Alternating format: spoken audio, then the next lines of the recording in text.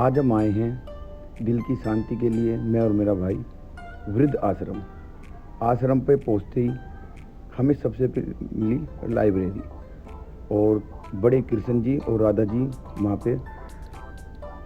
और लाइब्रेरी के अंदर हम जाते हैं तो हमें दिखता है कि बुक स्टॉल है और सीटिंग है अच्छे से, जो भी आता है उनके लिए पढ़ने के लिए और बुज़ुर्गों के लिए भी। तो हम कृष्ण जी और राधा जी के दर्शन के लिए ऊपर पहुँच जाते हैं, जो बड़ी बड़ी मूर्तियों में वहाँ विराजमान थे। तो हम ऊपर जाते हैं और कृष्ण जी और राधा जी को प्रणाम करते हैं। जय श्री कृष्ण, राधे राधे। प्रणाम करने के बाद हम आगे बढ़ते हैं। आगे बढ़ते ही हमें सबसे पहले गौ माता के दर्शन होते हैं। जो छोटा सा गौ माता का एक बछड़ा था, हमने उसके बाद उनका आशीर्वाद लिया, आगे बढ़े और अपने देश के झंडे को प्रणाम किया। और ये देखिए गार्डन और ये रास्ता है वृद्धाश्रम तक जाने का। तो हम आगे बढ़े। आगे बढ़ते कुछ बच्चे मुझे देख के बड़े गुस्से में आई। मैं उनसे हेलो करके आगे निकला।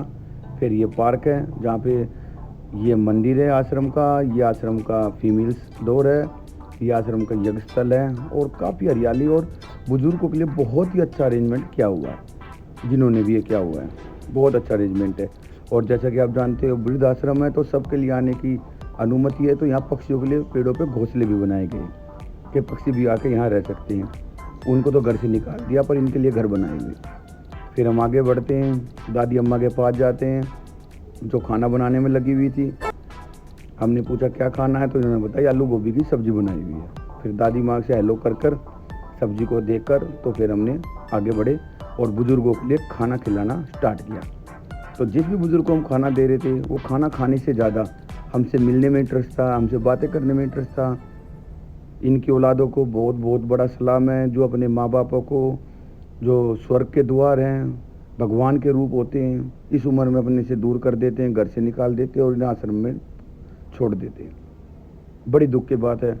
उस पैसे कोई काम का नहीं जो आखिरी वक्त में उम्र के इस पड़ाव में अपने माँ बाप के काम ना सके। ये मेरी पूरी फैमिली है, मम्मी है, छोटा भाई है, उसके बच्चे, उसकी वाइफ, हम सब के सब आश्रम गए थे और सारे बुजुर्गों को हमने आशीर्वाद लिया और खाना खिलाया।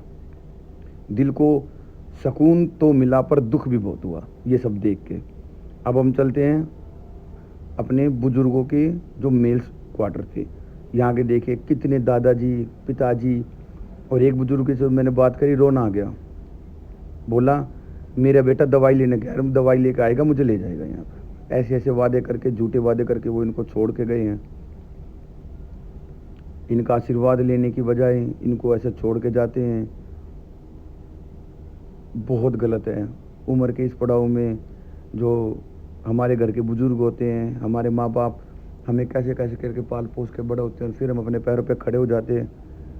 और दादी अम्मा को तो पूछो मत, देखो छोटे बच्चे को कैसे इतना खुश हुए बच्चों को देखकर। इस उम्र में इन्हें पोता पोती खिलाने होते हैं और इनको यहाँ छोड़ जाते हैं। पता नहीं उनको भगवान से डर क्यों नहीं लगता।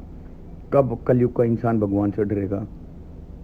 पर मैंने इनको प्रोमिस किया है कि मैं दादाजी सभी दादियों से कि मैं 20 तारीख को एक बार फिर आऊँगा और फिर से सारे बुजुर्गों का आशीर्वाद लूँगा और फिर से इन्हें खाना खिलाऊँगा। दिल को बहुत बहुत सुकून मिला। पर आखिरी में जब इनसे बातें करी, इनके पास बैठे तो सुकून तो मिला पर रोना इतना आया और दिल को दुख हुआ कि ऐसे बच्चे भी दुनिया में हैं। किसी भी बच्चे को नहीं करना चाहिए ऐसा। और ये अब आपका आगे यहाँ मेनू है। ये सप्ताह में भोजन के लिए आप जो भी कर सकते हो बुजुर्गों के लिए कर सकते हैं। चलिए अब मैं आपको फीमेल का दिखाता हूँ, जहाँ हमारी सारी माता और दादाजी, सारी दादियाँ हैं। देखो ये मेरी मम्मी है ग्रीन सूट में, से बातें कर रही हैं, बड़े खुश हो रहे हैं। इन्हीं के पास बैठे खूब बात किया। इनको अगर जो अपने माँ बाप के बारे में इतना बुरा सोचते हैं ना, बस एक बार वो यहाँ आश्रम में आए कि देखिए कैसे रहते हो। जिनके बच्चे होने के बावजूद वो लोग यहाँ रहते हैं, बहुत गलत है। आप सभी से हाथ जोड़ के निवेदन है, प्लीज़ अपने माँ बाप की इज्जत करो। 2 रोटी आपकी कोई बारी नहीं होगी, आपको दुआई देंगे, आपको आशीर्वाद देंगे। अपने माँ बाप को अपने दूर न करो। उम्र के इस पड़ाव में आप उनको उनकी औलादों से दूर कर देते हो।